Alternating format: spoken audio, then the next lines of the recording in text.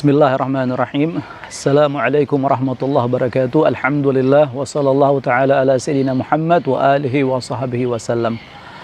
Para pemirsa yang dirahmati oleh Allah subhanahu wa ta'ala, alhamdulillah berjumpa kembali di kesempatan yang sangat baik ini, di bulan yang mulia ini, bulan Ramadan.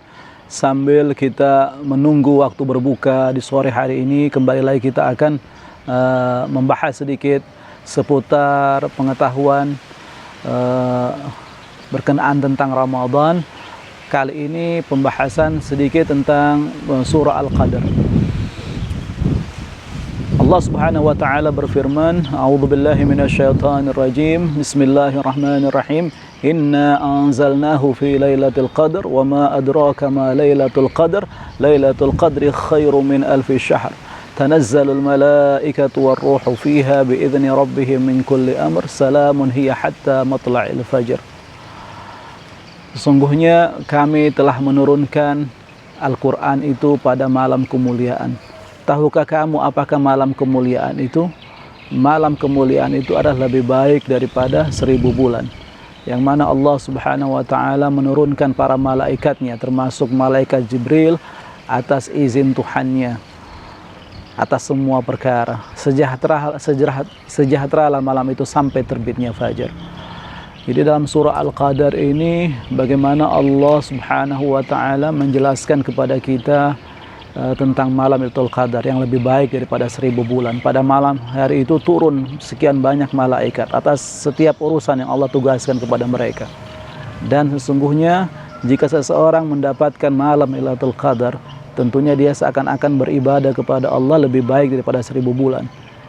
Artinya kalau lebih baik daripada 1000 bulan, bisa saja kalau dia mendapatkan dalam setiap tahunnya malam Lailatul Qadar, seakan-akan dia beribadah sekian puluh tahun, hampir sama dengan umurnya umat-umat Nabi terdahulu.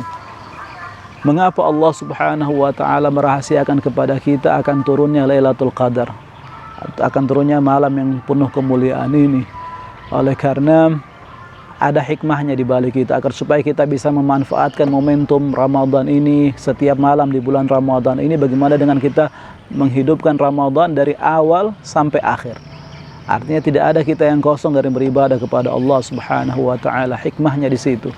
Jika seandainya kita tidak ada kosong dari beribadah kepada Allah, mungkin saja ada salah satu malam, di malam entah itu di malam yang 10 pertama, 10 pertengahan atau 10 terakhir, kemungkinan ada Lailatul Qadar situ kita akan mendapatkan termasuk kategori orang yang beribadah di malam Lailatul Qadar. Walaupun para ulama banyak berpendapat bahwasanya malam Lailatul Qadar itu akan turun di 10 terakhir, akan turun di malam-malam ganjil, tapi hanya Allah yang mengetahui kapan waktunya. Nah, ulama berpendapat seperti ini, tapi hanya Allah yang tahu kapan waktunya. Dan itu ada banyak perbedaan pendapat ulama di situ. Hikmahnya agar kita supaya jangan pernah kosong dari beribadah kepada Allah di setiap malam di bulan Ramadan. Tentunya ketika kita berbicara tentang Lailatul Qadar, tidak terlepas juga pembahasan tentang malaikat. Tentunya untuk kita lebih mengenal malaikat, kita harus tahu pengertian daripada malaikat itu sendiri. Malaikat itu ajsamun nuraniyah. Malaikat itu diciptakan Allah dari cahaya. Yatasyakkal bi ashkal mukhtalifah. Bisa berubah bentuk dengan bentuk yang bermacam-macam. La yatanakahun wa la yashrabun wa la yaakulun. Malaikat tidak makan, tidak minum, tidak juga menikah. Kemudian la ya'sunallah ma amarahum wa yaf'aluna ma yu'marun. Malaikat itu tidak pernah bermaksiat kepada Allah. Apa yang diperintahkan, malaikat taat dengan itu. Malaikat tidak pernah melanggar perintah Allah. Ada yang ditugaskan untuk bersujud, selantiasa dia bersujud. Ada yang ditugaskan untuk bertasbih, selamanya malaikat itu bertasbih. Ada yang ditugaskan untuk mengurus daripada urusan-urusan manusia yang ditugaskan Allah untuk manusia. Malaikat senantiasa melaksanakan tugasnya itu.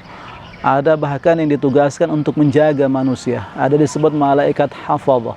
Ini selalu menjaga manusia. Contohnya ketika kita tidur, walaupun kita terbuka mulut kita, tetapi kenapa tidak masuk serangga di situ? Siapa yang menjaga kita? Jadi Allah tugaskan malaikat ini untuk menjaga kita. Namanya malaikat hafadhah. Ada juga yang disebut qarin, yang selalu menemani kita. Ada bahkan malaikat yang Allah ciptakan di saat diciptakannya kita. Selesai tugasnya di saat kematian kita. Jadi saking banyaknya jumlah malaikat, tidak ada yang mengetahui jumlahnya kecuali hanya Allah Subhanahu wa taala. Tetapi yang wajib kita imani di antara para malaikat itu, walaupun jumlahnya sekian ribu, sekian miliar, tetapi yang wajib kita imani ada 10 malaikat. Yang pertama adalah malaikat Jibril, pembesarnya malaikat, yang tugasnya ini adalah untuk menyampaikan wahyu. Kemudian ada malaikat Israfil, yang tugasnya meniupkan sangkakala. Ada malaikat Mikail, yang ditugaskan membagikan rizki, menurunkan hujan. Ada yang malaikat Israel, tugasnya untuk pencabut nyawa. Ada malaikat Munkar dan Nakir, ini yang bertanya kepada manusia di kubur. Ada malaikat Raqib dan Atid, yang selalu mencatat amal baik setiap manusia, amal buruk setiap manusia. Tidak pernah dia kosong daripada catatan amalan, selalu senantiasa mengiringi manusia dalam catatan-catatannya. Kemudian ada malaikat Malik dan Ridwan, ini penjaga surga dan neraka. Oleh karena itu, di momentum bulan Ramadan ini, untuk supaya kita mudah-mudahan di tempat kita akan selalu turun para malaikat, caranya dengan kita memperbanyak membaca Al-Quran.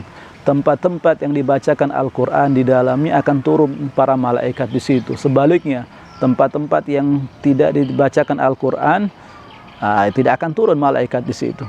Dan kelebihan apalagi kita di bulan Ramadan ini, tentunya setiap Al-Quran yang kita baca, pahalanya Allah lipat ganda akan sampai 10 kali lipat.